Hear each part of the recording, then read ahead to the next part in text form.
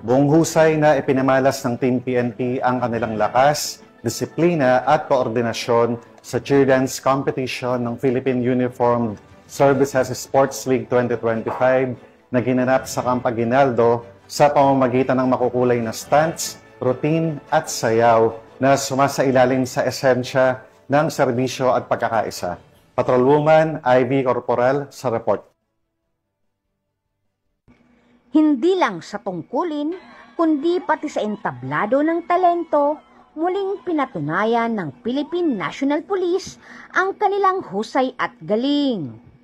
Ganito umarangkada ang PNP sa cheer dance competition ng Philippine Uniformed Service Sport League 2025 na ginanap nitong September 16 taong kasalukuyan sa Camp General Emilio Aguinaldo, Quezon City, kung saan naiuwi nila ang karangalan ng first runner-up.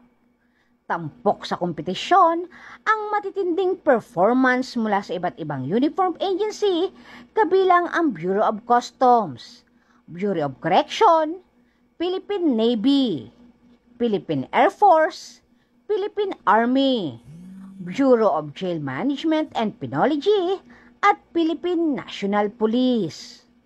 Sa kanilang pagtatanghal, ipinamalas ng PNP ang kakaibang energy, disiplina at teamwork na umani ng palakpakan mula sa manonood at nagbigay daan upang maiuwi ang kanilang ikalawang pinakamataas na pangarangal.